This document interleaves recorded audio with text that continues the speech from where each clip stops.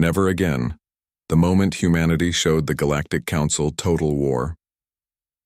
Part 1. First Contact. The massive alien ship appeared without warning, sliding into Earth's orbit like a dark shadow across the sun. On Earth Defense Station Alpha, alarms blared as sensors detected the unknown vessel. Captain Marcus Reynolds stared at the main display, his face tight with concern. "How did they get past our early warning systems?" he demanded. "Unknown, sir," replied his second-in-command. "They just appeared." Earth had remained isolated for centuries after the Great Collapse, devastating wars that had nearly destroyed human civilization.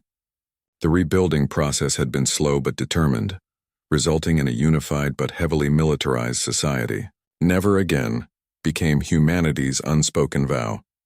Never again would they be vulnerable. In the headquarters of Earth's United Defense Fleet, Admiral Eliza Winters studied the reports with growing concern.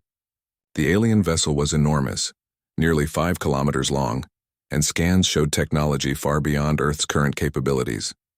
"Open a communication channel," she ordered. "Let's see what they want." The response came quickly.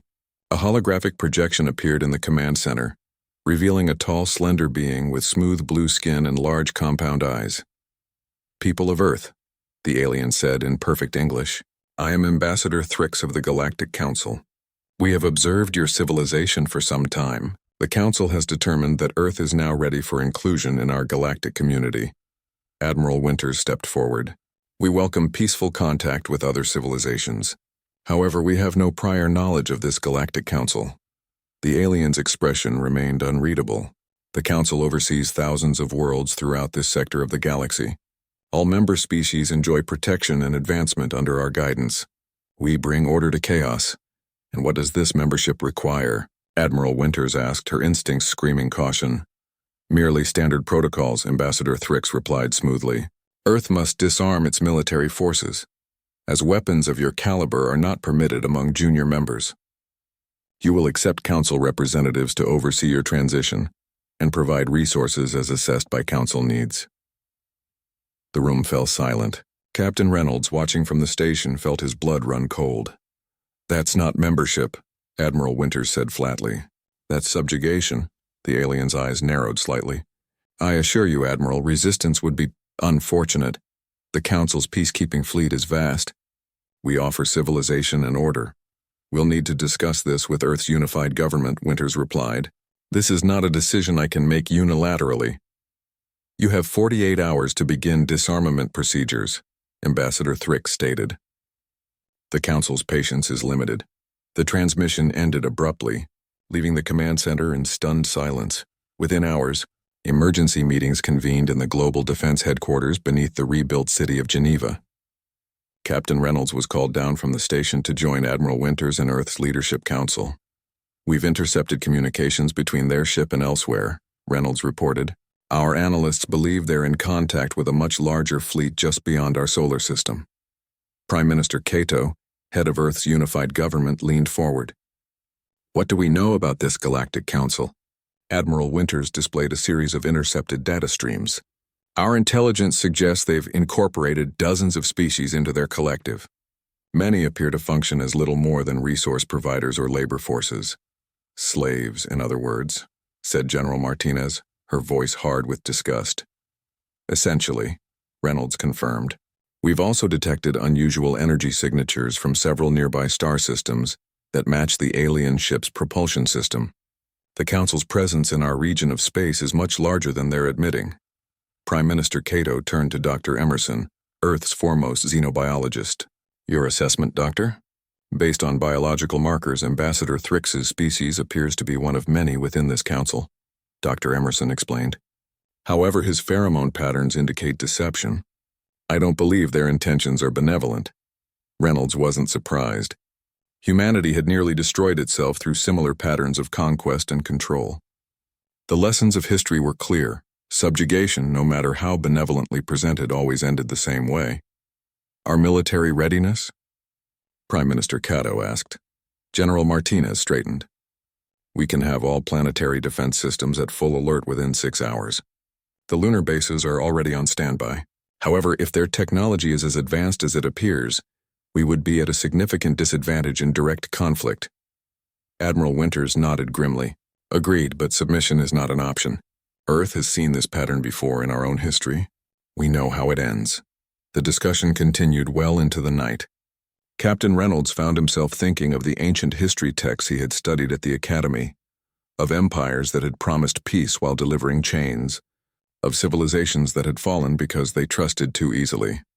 Finally, Prime Minister Cato called for a vote. The decision was unanimous. The next morning, Admiral Winters stood before the communication array, Captain Reynolds at her side. As they prepared Earth's response to the Galactic Council, Ambassador Thrix's hologram appeared, flanked now by another alien, taller with gray skin and predatory eyes. This is High Counselor Vortek, Ambassador Thrix introduced. He has joined us to oversee your transition. We appreciate your offer, Admiral Winters said formally, but Earth must respectfully decline membership in your council under the terms presented. The reaction was immediate. High Counselor Vortek stepped forward, his voice a low growl. You misunderstand, humans. This is not an invitation you can refuse. We understand perfectly, Admiral Winters replied calmly. Earth has experienced similar offers in our history. We recognize conquest even when it's disguised as benevolence. You are making a grave error, Ambassador Thrix warned. The Council has encountered resistance before. Those civilizations no longer exist. That threat has been made to humans many times by many would-be conquerors, Captain Reynolds said. None of them succeeded? High Counselor Vortek's expression darkened. Your planet will be quarantined until you reconsider. No ships will enter or leave your system. Should you attempt to breach this blockade, it will be considered an act of war. We understand, Admiral Winters said simply. The transmission ended. Within hours, smaller alien vessels emerged from the massive ship, taking positions around Earth's orbit. A blockade just as promised. In the command center, Prime Minister Cato addressed the gathered military leaders. Activate Protocol Avalon, she ordered. It's time. Captain Reynolds exchanged glances with Admiral Winters. Protocol Avalon had been Earth's most closely guarded secret for generations, a contingency plan developed after the Great Collapse. Deep beneath the Atlantic Ocean, massive doors began to slide open on the seafloor. Inside the caverns of Mars, dormant systems powered up. Within the asteroid belt, hidden installations awakened. For centuries, humanity had presented a carefully crafted image to any watching eyes, a civilization rebuilding from near destruction, with modest defenses and limited space capabilities. The truth was far different. Send the signal to all outposts, Admiral Winters ordered. Operation Shattered Mirror begins now. Captain Reynolds entered his authorization code, initiating the protocol that would reveal humanity's true strength. The Galactic Council believed they had found an easy conquest. They were about to discover how wrong they were. As he watched the first hidden fleet emerge from Earth's oceans, Reynolds remembered the ancient warning that had guided humanity's preparation. Never again. The Galactic Council had no idea what they had just awakened. Never again. The moment humanity showed the Galactic Council total war. Part 2. The Shadow War. 6 months into the blockade, Earth appeared to be weakening. Food shortages were reported in major cities. Energy restrictions had been imposed worldwide. Civilian unrest grew as the alien ships maintained their silent vigil in orbit. At least, that was what the Galactic Council believed. Deep within the Rocky Mountains, in a command center carved from the living rock, Commander Diana Foster reviewed the latest intelligence reports. Her special operations team had just returned from their most dangerous mission yet, infiltrating a Council patrol vessel. What did you find? Asked Science Director Thomas Wright, the silver-haired head of Earth's Advanced Weapons Division. Commander Foster displayed a holographic map of Council ship positions. Their blockade has gaps. Their patrol patterns are predictable. And most importantly, we've downloaded their communications protocols. Excellent, Director Wright nodded. And the crew? Never knew we were there, Foster replied with a slight smile. The phase shift technology works perfectly. We were completely invisible to their sensors. What the Council didn't know, what Earth had kept hidden for generations, was that humanity had never stopped advancing. The public technology level shown to the stars was a carefully crafted deception. Behind this facade, Earth's true capabilities had evolved far beyond what the Council suspected. On the Council's command ship, Ambassador Thrix reported to a secure communication chamber. The holographic image of Counselor Nexar, a tall being with 4 arms and iridescent scales, appeared before him. The humans continue to resist, Thrix stated, but their resources are depleting. Several of their leaders have begun to suggest negotiations. Counselor Nexar's expression showed concern. Some on the Council question whether Earth is worth the continued commitment of our forces. Other species require our attention. Earth's location is strategically valuable, Thrix insisted, and preliminary scans indicate abundant rare minerals. Once pacified, the humans will make productive workers. Perhaps, Nexar said thoughtfully, but something about these humans troubles me. They accepted our blockade too easily. General Krull believes we should proceed with caution. Thrix dismissed this with a wave. General Krull sees threats everywhere. The humans are primitive compared to Council technology. Their most advanced ships can barely reach their outer planets. Nevertheless, Counselor Nexar said, I advise patience. There are disturbing reports from other systems. The Ataran colony is experiencing unusual communication disruptions. The mining outpost on Viridian has reported equipment failures. Coincidences, Thrix assured him. Nothing more, but they weren't coincidences. Across Council space, humanity's shadow war had already begun. On Earth's moon, hidden beneath the surface of the Sea of Tranquility, a massive hangar opened its doors. Silent, sleek ships emerged, their hulls absorbing rather than reflecting light. These were Earth's prototype stealth vessels, designed to slip past the Council blockade. Commander Foster stood on the bridge of the lead ship, the Nightshade. All systems operational, her pilot reported. Phase shift drives ready. Proceed with Operation Ghostwalker, Foster ordered. Remember, this is intelligence gathering only. No engagement unless absolutely necessary. The fleet of 10 ships slipped away from the lunar surface, invisible to conventional sensors. Their mission, to conduct hit-and-run reconnaissance on Council supply lines and communications hubs. Back on the Council homeworld, Counselor Nexar addressed the full Galactic Council, his concerns growing. The resistance on Earth continues despite our blockade. More troubling are the reports of malfunctions and disruptions across our territories. General Krull, a massive being with red-scaled skin and a face marked by battle scars, stepped forward. These are not coincidences or equipment failures. We are under attack. By whom? Demanded one of the Council members. The humans are contained, are they? General Krull displayed a series of sensor readings. These energy signatures were detected near the Ataran colony before communications failed. They match no known species in our database. High Counselor Vortek, who had been silently observing, finally spoke. What are you suggesting, General? I believe the humans have technological capabilities beyond our initial assessment, Krull stated. I recommend immediate aggressive action. We must establish ground control on their planet. The Council debated briefly before coming to agreement. Earth's resistance had continued too long. It was time to demonstrate the Council's power directly. On Earth, Science Director Wright monitored the Council's communications through the network of quantum entanglement receivers his team had secretly placed on Council ships. They're preparing a ground invasion, he informed Earth's Unified Command. Prime Minister Tanaka, who had replaced Kato after a transition of leadership, nodded gravely. Then it's time for the next phase. Activate the orbital defense grid. For decades, Earth had maintained what appeared to be a modest network of weather and communication satellites. In reality, each contained advanced weapon systems, powered down and hidden from detection. As the Council invasion fleet approached Earth's atmosphere, Director Wright entered the activation codes. Across the planet, operators confirmed readiness. The first Council landing ships entered Earth's upper atmosphere. Their sensors detected no unusual activity, no defensive measures. General Krull, leading the invasion from his command vessel, felt a growing sense of unease. It was too easy. His instincts proved correct. Suddenly, the dormant satellites powered up, revealing their true nature. Concentrated energy beams lanced out, striking the lead Council ships with devastating precision. Defensive fire, Krull roared, but it was too late. The carefully orchestrated trap had been sprung. On the moon, Council forces had established what they believed was a secure base. They had occupied the visible lunar facilities with minimal resistance, believing they had gained a strategic foothold. They were wrong. The real lunar base lay kilometers below the surface. Fleet Admiral Jackson Parker stood in the control room of Earth's hidden lunar headquarters, watching as the Council invasion force was decimated by the orbital defense grid.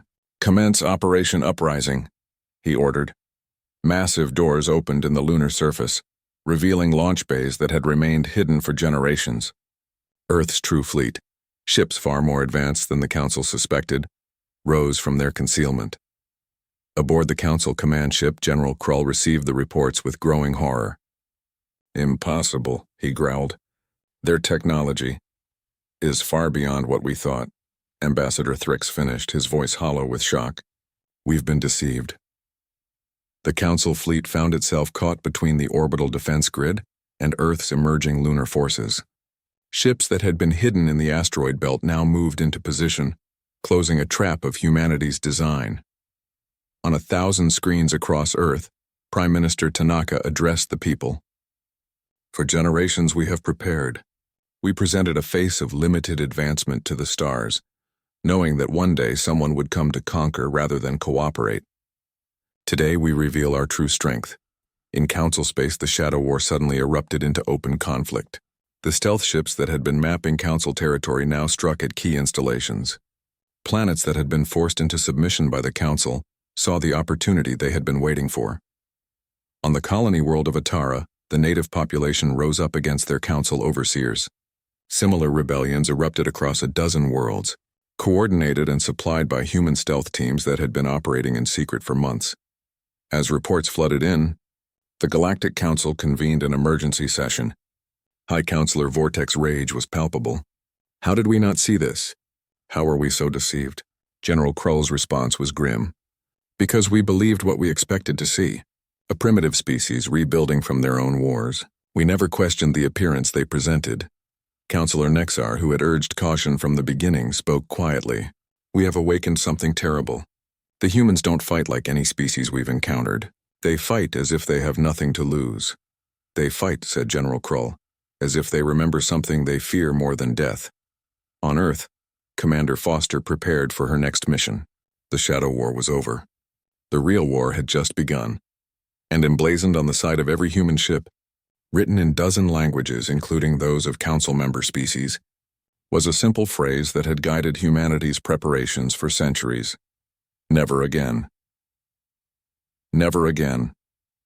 The moment humanity showed the Galactic Council total war. Part 3. The tide turns. The Council invasion fleet burned in Earth's orbit, their ships torn apart by weapons they had never anticipated. What had begun as a simple subjugation mission had turned into the worst military disaster in Council history. Fleet Admiral Jackson Parker watched from the bridge of the Defiance, Earth's largest battleship. Hidden beneath the Atlantic Ocean for decades, the massive vessel now led humanity's counteroffensive. "Status report," he commanded. "Council forces are in full retreat." "Admiral," his tactical officer reported, "their remaining ships are pulling back beyond the moon's orbit." Admiral Parker nodded. The initial phase had gone exactly as planned. Earth had revealed only a fraction of its true military capabilities, enough to repel the invasion but not enough to show their full hand. "Deploy the second fleet," Parker ordered. "It's time to take this war beyond our solar system." Across Earth, hidden bases activated. In the deepest ocean trenches, beneath the polar ice caps and within hollowed-out mountains, humanity's true armada emerged.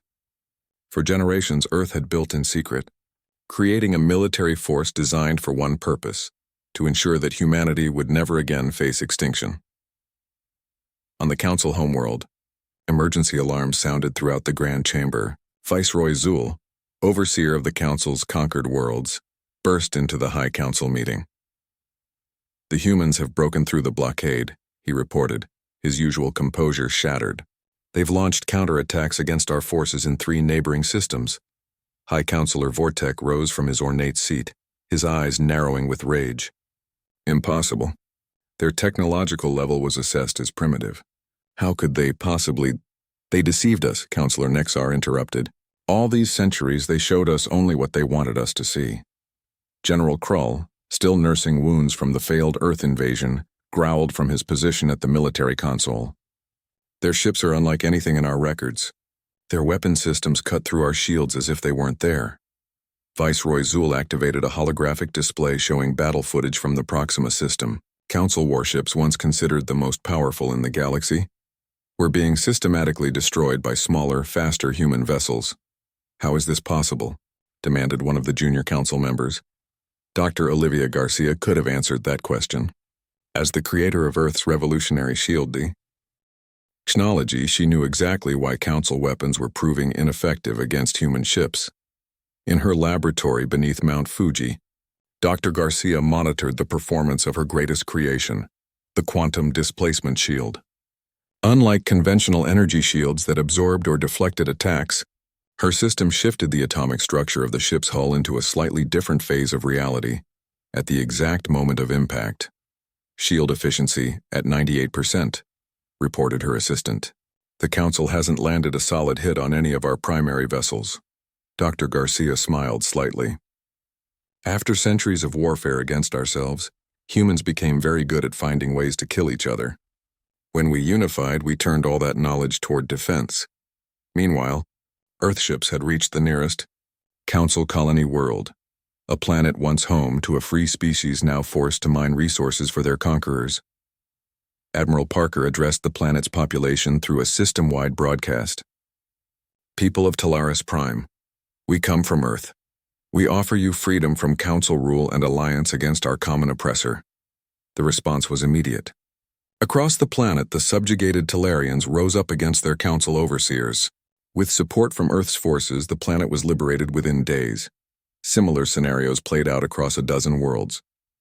Species that had suffered under Council rule for generations saw humanity's resistance as the opportunity they had been waiting for. On Earth, Prime Minister Akira Tanaka addressed the United Nations Assembly, now expanded to include representatives from newly liberated worlds. For too long, the Galactic Council has maintained their power through fear and isolation, Tanaka declared. They kept their subjugated worlds separated, preventing them from recognizing their common cause. Today that changes. Using technology far beyond what the Council believed Earth possessed, Tanaka's message was broadcast simultaneously to every planet in Council space. To all beings living under Council rule, Earth stands with you. You are not alone. Together, we will end their tyranny. Today marks the beginning of the Galactic Alliance, a true union of equals, not masters and slaves. On countless worlds, populations watched in wonder as the human leader offered what the Council had always denied them: dignity, freedom, and hope. The response shocked even Earth's military planners. Within weeks, 24 worlds had declared independence from the Council, their populations openly rebelling with support from Earth's rapidly expanding fleet. Viceroy Zool discovered the true extent of humanity's infiltration too late. For years, human agents had been mapping Council space, identifying weaknesses and making contact with resistance groups on subjugated worlds. They've been inside our networks for years, he reported to the increasingly desperate Council.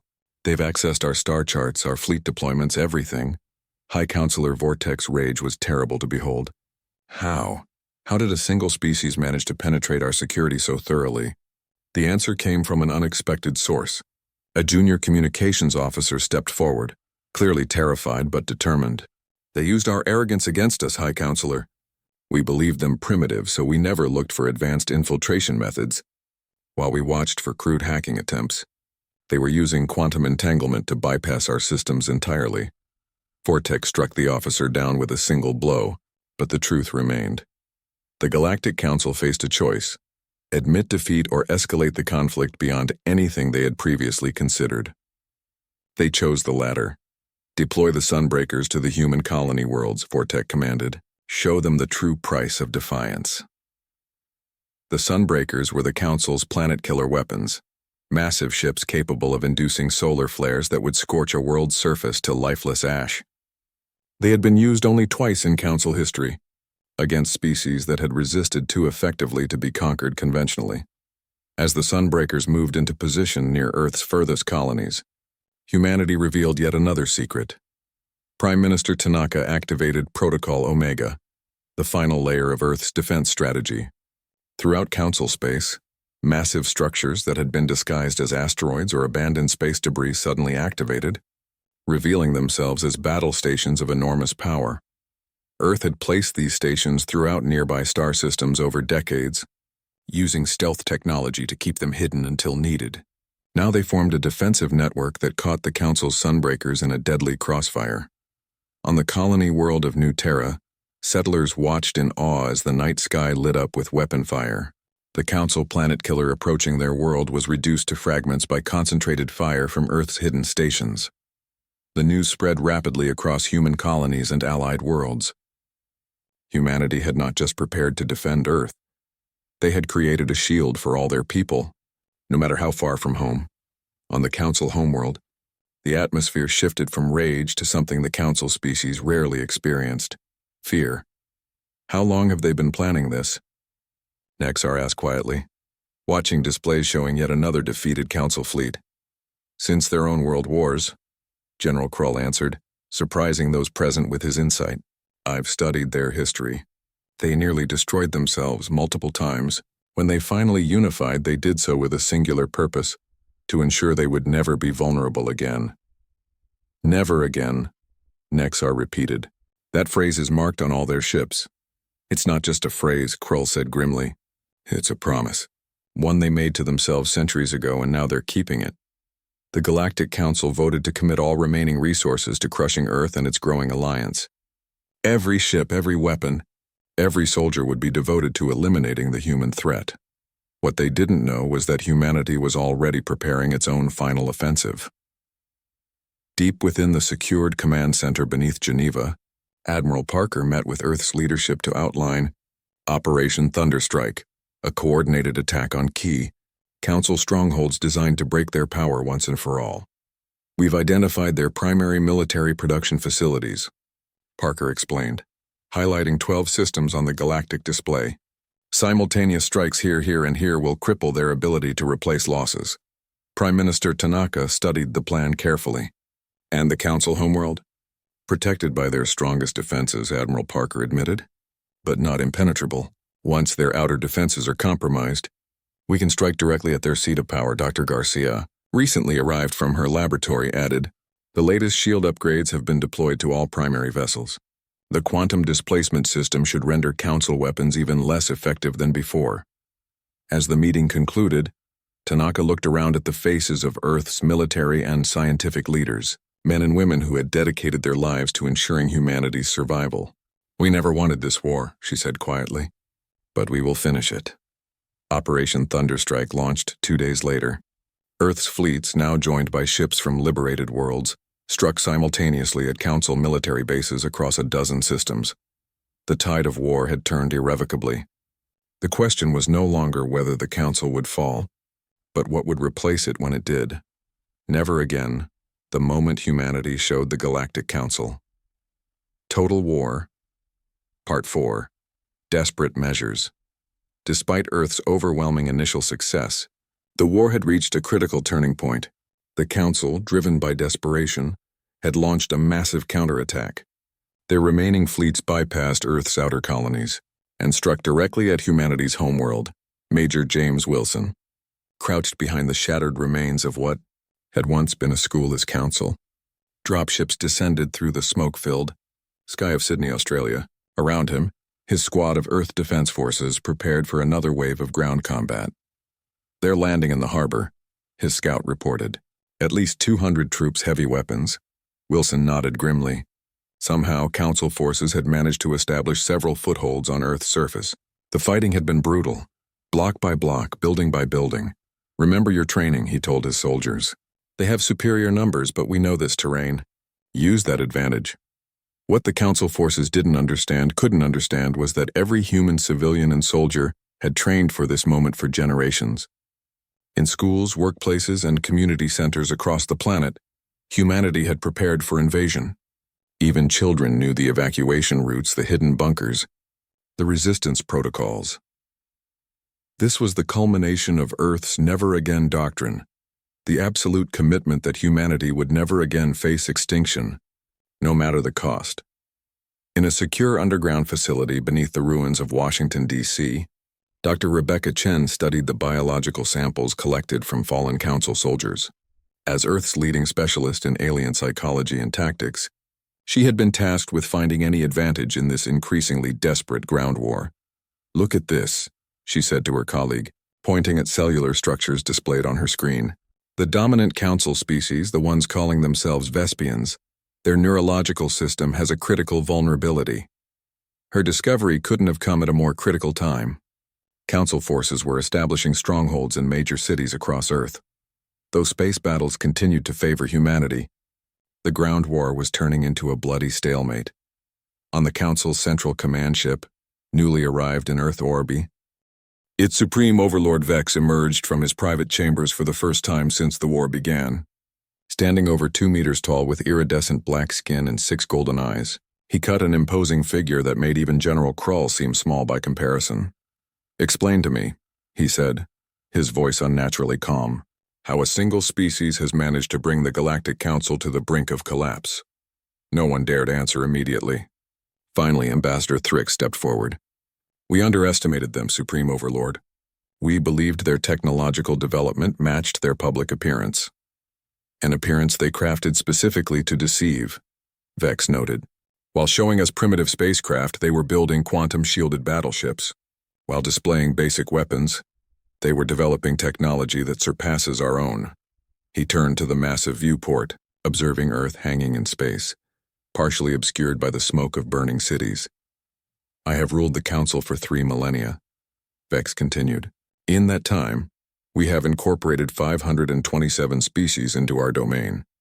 Not one has resisted as effectively as these humans. What are your orders, Supreme Overlord?" General Krull asked. Vex turned, his golden eyes glowing with cold determination. "Initiate Protocol Harvest. If we cannot rule this world, we will strip it of everything valuable and reduce it to ash." The true purpose of the Galactic Council, hidden from most of its own member species, was finally revealed. They were not peacekeepers or civilizers. They were harvesters, moving from world to world, incorporating useful species as labor and stripping planets of resources before moving on. Earth was simply the first world that had effectively fought back. Unknown to the Council leadership, their communications were being monitored. Captain Lyra, a minor officer from the subjugated Ataran species who had secretly defected to the human cause, transmitted the details of Protocol Harvest to Earth's command. In her small quarters aboard the Council flagship, Lyra's hands trembled as she sent the encrypted message. Discovery meant certain death, but she could no longer stand by while the Council destroyed yet another civilization. "They're deploying mining platforms to all major landmasses," she warned in her transmission. "These aren't just for resources, they're designed to bore into the planetary crust and destabilize tectonic plates. They plan to tear Earth apart from within." The message reached Dr. Chen at her research facility. Within minutes, she had connected with Earth's unified command. "We need to accelerate deployment of the neurological disruptor," she urged. "Based on Captain Lyra's intelligence, we have less than 72 hours before they initiate planetary harvest." Admiral Parker, coordinating space defense from the hidden lunar base, received the transmission with grave concern. "Our fleet is engaged across 12 systems. We can redirect some forces, but many of our ships are committed to protecting our allies." This was the Council's strategy: force humanity to choose between defending Earth or abandoning their new allies. Either way, the Council would regain some advantage. Major Wilson and his ground forces faced the most immediate threat. The mining platforms were being deployed under heavy guard, with thousands of Council troops protecting each installation. "We need to hit all sites simultaneously," Wilson told his global command team during a secure briefing. "Conventional forces for the outer perimeter, special operations teams for the platforms themselves." Around the world, resistance cells activated. Civilians who had trained for years joined military units in coordinated strikes against Council positions.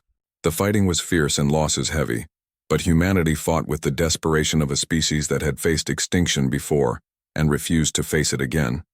In orbit, Admiral Parker made the difficult decision to recall Earth's nearest fleets, leaving Allied worlds to defend themselves temporarily.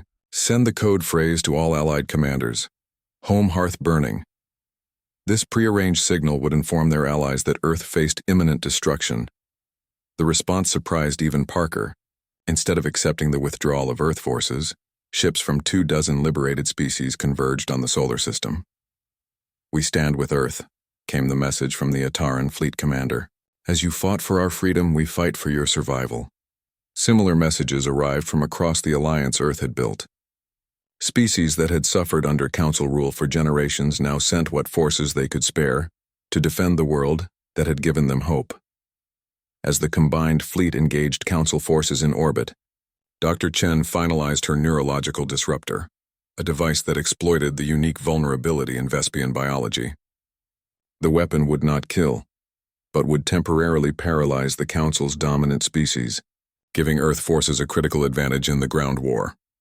"Distribute the disruptors to all frontline units," she ordered. "Effectiveness radius is approximately 100 meters. They'll have countermeasures within hours once they realize what's happening, so timing is critical." Major Wilson's forces were the first to deploy the new weapon. As they approached a Council mining platform in the ruins of Berlin, Wilson activated the disruptor. The effect was immediate. Council soldiers collapsed, their nervous systems temporarily overloaded. "Move in now," Wilson ordered. His troops surged forward, securing the platform and beginning the disarming process. Similar scenes played out across the planet as Earth forces reclaimed ground using Dr. Chen's innovation. For a brief moment, it seemed humanity might repel the invasion entirely. Then Supreme Overlord Vex revealed his final contingency plan. "If Earth cannot be harvested," he declared from his command ship, "it will be eliminated." From hidden positions throughout the solar system, massive Council vessels emerged, planet killers, designed to destroy worlds that proved too troublesome to conquer. They took position around Earth, preparing to unleash devastation unlike anything seen in Council history. In that moment of greatest peril, humanity revealed its ultimate secret. Prime Minister Tanaka, speaking from the deepest bunker beneath Geneva, gave the order that generations of leaders had hoped would never be necessary: activate the Guardians. Throughout the solar system, what appeared to be small moons or unremarkable asteroids suddenly came to life. These were the most closely guarded of all Earth's secrets, massive space stations with devastating firepower, the ultimate insurance against extinction. The Guardians had been built over centuries, each generation adding to their capabilities while maintaining absolute secrecy. They represented humanity's final line of defense, a network of automated fortresses that could protect Earth, even if human civilization itself was destroyed. On the Council command ship, alarms blared as new energy signatures appeared throughout the system. "What are those?" Supreme Overlord Vex demanded, pointing to the massive structures now moving to intercept his planet killers. Before anyone could answer, the nearest Guardian opened fire. A beam of concentrated energy, powerful enough to slice through any known material, cut the lead Council vessel in half. "Impossible," General Krull breathed. "Those energy readings. Nothing could generate that much power." But humanity had done exactly that, driven by the absolute determination that they would never again face extinction without the means to fight back. As the Guardians engaged the Council's planet killers, Earth forces on the ground continued pushing back against the invasion. The neurological disruptor had given them the advantage they needed, and Council troops were retreating to their landing ships. In orbit, the combined fleet of Earth and its allies pressed their attack against the main Council armada. Ship after ship fell to the coordinated assault. Supreme Overlord Vex, watching his forces crumble, made a final, desperate decision. "Prepare my personal vessel," he ordered. "Set course for the Council homeworld." As Vex fled the battle, Captain Lyra transmitted his escape vector to Earth Command. The final phase of the war was about to begin, the assault on the Council homeworld itself. For Major Wilson, standing amid the ruins of what had once been Berlin, the sight of Council dropships retreating brought a moment of grim satisfaction. Humanity had held its ground. Earth would survive, but the war was far from over. Supreme Overlord Vex still ruled the Council, and as long as that remained true, no world in the galaxy was truly safe. As Wilson watched Earth's defenders celebrating their victory, he knew that the final battle, the one that would determine the fate of not just humanity but countless species across the galaxy, still lay ahead. Never again.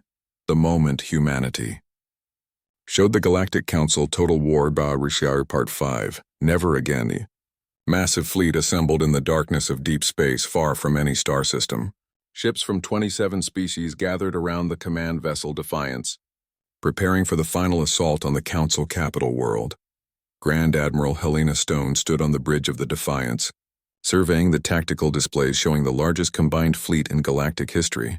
As Supreme Commander of the United Earth Forces, she had been chosen to lead this final mission. "Status report," she ordered, her voice steady despite the weight of responsibility she carried. "All ships report ready, Admiral," her second-in-command replied. "The Ataran fleet has arrived and taken position on our eastern flank. Allied forces are in formation and awaiting your command." Stone nodded, studying the holographic representation of the coming battle.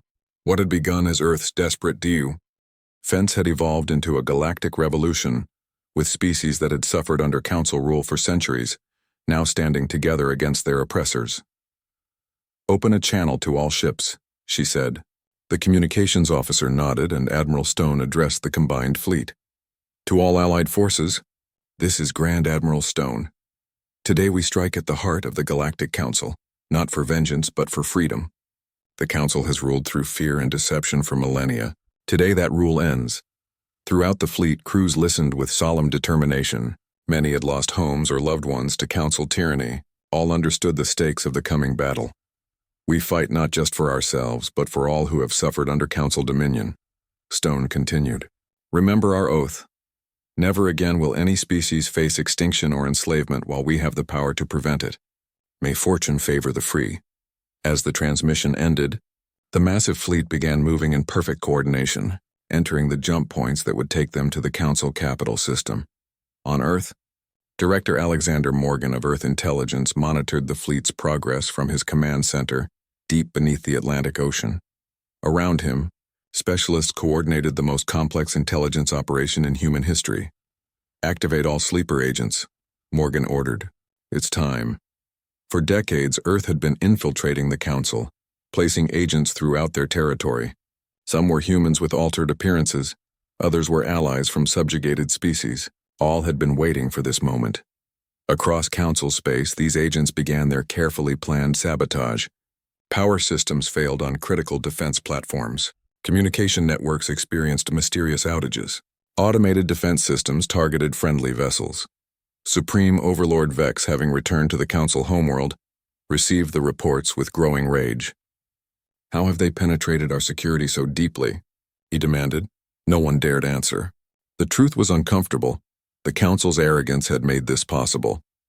They had dismissed humans as primitive, never suspecting the elaborate deception that concealed humanity's true capabilities. "The combined fleet has been detected approaching the outer system," reported a junior officer. "They will reach Defense Perimeter Alpha within 3 hours." Vex turned to the massive view screen showing the incoming Allied forces. "Deploy the entire home fleet. Activate all planetary defense systems. Nothing must reach the surface." What Vex didn't know was that humanity was already there. Beneath the Council capital city, Commander Thorne led a small team of Special Forces operatives through maintenance tunnels. As leader of the Allied Species Liberation Front, he had been operating covertly on the Council homeworld for months. Preparing for this day, Team 2 in position, came the whispered update through his secure communicator. "Central power nexus secured," Thorne acknowledged the report.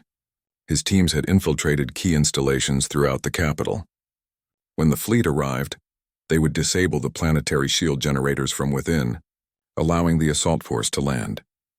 As the Allied fleet approached the Council system, they were met by the full might of the Council's home defense fleet. Thousands of warships moved to intercept, supported by automated defense platforms and orbital weapon systems. The battle that followed was unlike anything seen before in the galaxy. Council ships, technologically advanced but unprepared for the innovations of the Allied fleet, found their weapons often ineffective against Earth's quantum displacement shields. On the bridge of the Defiance, Admiral Stone directed the engagement with calculated precision. "Ataran forces, press your attack on the western flank. Talarian squadrons, target those defense platforms. Earth ships, prepare for breakthrough maneuver Delta." The Allied fleet moved as one, implementing tactics developed through centuries of human warfare and refined by the unique capabilities of their alien allies. Slowly but surely, they pushed deeper into the system. On the Council homeworld, Emperor Draz emerged from his inner sanctum for the first time in centuries, standing over 2.5 meters tall with pale translucent skin that revealed shadowy organs beneath. He made even Supreme Overlord Vex seem insignificant by comparison. "You have failed me," Vex, Emperor Draz said, his voice resonating unnaturally. The Council was created to serve one purpose: to prepare the galaxy for harvest. Instead, you have united it against us.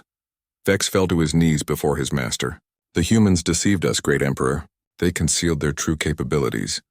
Emperor Draz moved to a control panel, placing his elongated fingers on the surface.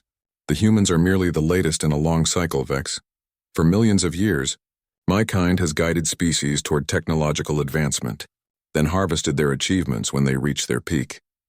Screens activated around the chamber, showing ancient star maps and records of civilizations long extinct. "We are the architects. We seed, we cultivate, we harvest. That is the great cycle." Vex looked up in confusion. "I don't understand, Emperor." "You never were meant to," Draz replied coldly. "You and your kind were simply tools, servants bred to manage our garden while we slumbered between cycles." The terrible truth of the Council was finally revealed. Emperor Draz and his kind, the true rulers behind the Council facade, had been manipulating galactic development for millions of years, guiding species toward technological advancement only to harvest them at their peak, taking their knowledge and achievements before moving to the next cycle. "The humans have disrupted the cycle," Draz continued. "They advanced in secret beyond our monitoring. Now they threaten everything." He activated a hidden control panel, revealing a massive weapon system built into the planet itself. "If we cannot harvest this cycle, we will cleanse it and begin anew." The superweapon was designed to generate a wave of destructive energy that would spread through the jump point network, destroying every connected world in the galaxy. It was the ultimate failsafe, meant to erase all evidence of the architects' manipulation before they returned to hibernation to await the next cycle. In orbit, the Allied fleet had broken through the Council's outer defenses. "Admiral Stone received an urgent communication from Commander Thorne's ground team."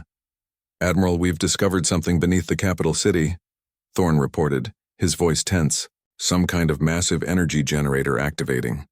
Our scientists believe it's a superweapon capable of destroying multiple star systems simultaneously." Stone's blood ran cold. This was beyond anything they had anticipated. "Can you disable it?" "Negative," Thorne replied. "The technology is like nothing we've seen before. But we've located what appears to be the control center. We're moving in now." Admiral Stone turned to her communications officer. "Send to all ships, Priority Alpha. We need to reach the surface immediately." As the Allied fleet pushed toward the planet, Commander Thorne's team fought their way into the central chamber where Emperor Draz was preparing to activate the superweapon. The fighting was fierce. Council guards, learning of the infiltration, converged on the chamber in massive numbers. Thorne's team suffered heavy casualties, but they pressed forward, driven by the knowledge that the fate of the galaxy hung in the balance. In space, Admiral Stone's flagship led a desperate push toward the planet. The quantum displacement shields, taxed beyond their design limits, began to fail under the concentrated fire of the remaining Council defenses. "Divert all non-essential power to forward shields," Stone ordered. "We need to reach that planet." Just as the situation seemed most dire, support arrived from an unexpected source. Ships from species that had remained neutral in the conflict suddenly appeared, joining the Allied fleet. The Council's brutality in previous battles had convinced these neutral worlds that they could no longer stand aside. With this reinforcement, the Allied fleet broke through the final layer of defense. Transport ships carrying ground forces raced toward the planet's surface, aiming for the coordinates where Thorne's team was engaged. In the control chamber, Thorne and his remaining operatives finally reached the central platform where Emperor Draz stood before the superweapon controls. "You are too late," Draz said calmly. "The purification wave is already building. Soon every world connected to the jump network will be cleansed of life." Thorne raised his weapon. "This ends now." Emperor Draz moved with surprising speed for his size, striking down 2 of Thorne's operatives before they could react. "Your species are nothing but cattle to be harvested," he hissed. Your knowledge, your achievements all exist to serve us. The battle was joined. Emperor Draz proved to be a formidable opponent, his ancient species possessing strength and abilities far beyond normal humanoids. But Thorn's team had fought too hard, sacrificed too much to fail now. As they fought, reinforcements from Admiral Stone's fleet arrived, fighting their way through the council complex to reach the control chamber. In a final desperate act, Draz lunged for the activation controls. Thorn intercepted him, and the two grappled at the edge of the platform suspended above the massive energy core of the superweapon. "You cannot win," Draz snarled. "Even if you defeat me, another cycle will begin. My kind are eternal." "Nothing is eternal," Thorn replied, his voice strained with effort, "and no species has the right to harvest another." With a final surge of strength, Thorn pushed Emperor Draz over the edge. The ancient being fell into the energy core, his body disintegrating in a flash of blinding light. The Allied forces secured the control chamber, and Earth scientists worked frantically to disable the superweapon before it could activate fully. With seconds to spare, they managed to initiate a controlled shutdown of the system. Above the planet, the Council fleet, learning of Emperor Draz's death, began to surrender. Species that had served the Council out of fear now laid down their arms, unwilling to continue fighting for a cause built on millennia of lies. In the days that followed, the full extent of the architect's manipulation was uncovered. Records dating back millions of years revealed cycle after cycle of cultivation and harvest, countless civilizations raised to technological prominence only to be stripped of their achievements and destroyed. Representatives from all allied worlds gathered on the Council homeworld to determine the future of galactic governance. The debate was long and often difficult, with many advocating for the complete dismantling of all centralized authority. Grand Admiral Stone addressed the gathered representatives. "We have an opportunity that comes perhaps once in the history of a galaxy, the chance to build something truly new. The Council ruled through fear and deception. We must create something better." After weeks of negotiation, the Galactic Alliance was formed, a true federation of equals, with no species holding dominance over others. Its founding charter began with the phrase that had guided humanity through its darkest hours: "Never again." As the representatives signed the charter, Admiral Stone stood with Commander Thorn, watching the historic moment. "Do you think it will last?" Thorn asked quietly. Stone considered the question. "The Alliance? I hope so. But more importantly, I believe the principle will endure.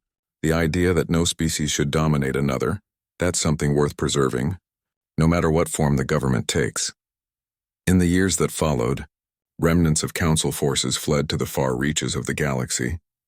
Without the leadership of the architects, they posed little threat to the new alliance. But Stone ensured that vigilance was maintained.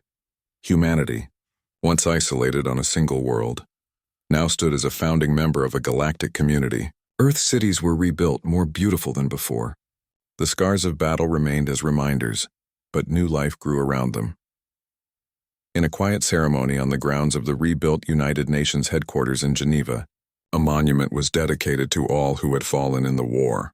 At its center stood a simple inscription, words that had carried humanity from the brink of self-destruction to the stars: "Never again." As Admiral Stone laid a wreath at the base of the monument, she reflected on the long journey that had brought humanity to this moment. The centuries of preparation, the careful deception, the sacrifices made, all to ensure that humanity would never again face extinction. The price had been high, but the result was a galaxy where no species would suffer as so many had under Council rule. A galaxy where differences were celebrated rather than suppressed, where cooperation replaced conquest. A galaxy where "never again" was not just a human promise, but a principle shared by all free beings.